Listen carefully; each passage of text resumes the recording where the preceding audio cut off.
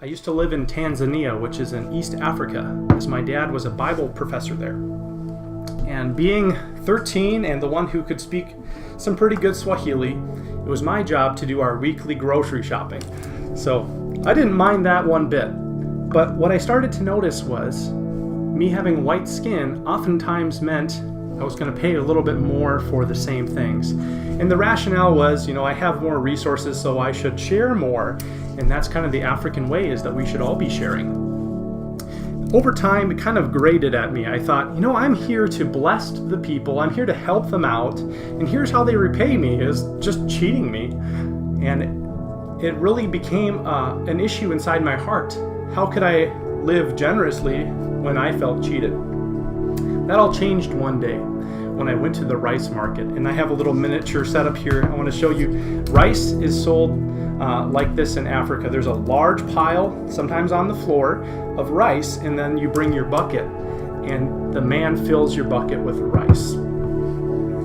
Having been cheated many, many times, I expected to overpay for the rice. But I brought my bucket in there and I said, I'd like a bucket of rice. And he said, it's this much. I paid him that amount.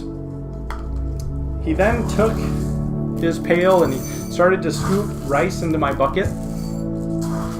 And I was delighted. He filled it all the way to the top. I thought, wow, thank you so much. That's very kind. I'll be on my way. But the man stopped me and he said, no, wait.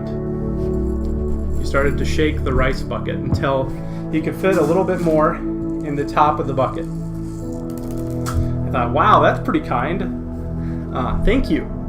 But he said, no, wait. He took his hand and he started to push the rice down into the bucket until he could fit just a little bit more.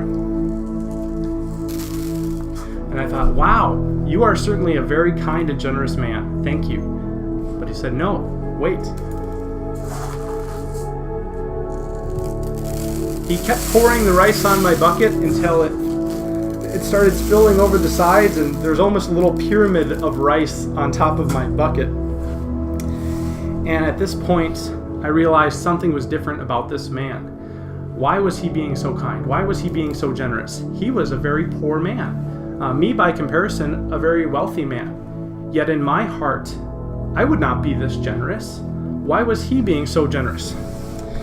And that's when I heard the words, thank you, God bless. This man was a Christian man, and he had this generosity in his heart that he wanted to share with me. And it was this man so inspired me that I'm now a missionary in East Africa.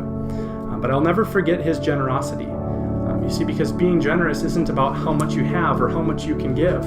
It's about being kind to those around you with what you have, and thinking of others even more highly than oneself. It says in the Bible, it says, give and it shall be given to you. A good measure, pressed down, shaken together, and spilling over. And that's what this man did for me. And so I hope that just like him, however much you have in your life and however much you've been given, I hope that it might be your choice to live a content life and pour into the lives of others abundantly.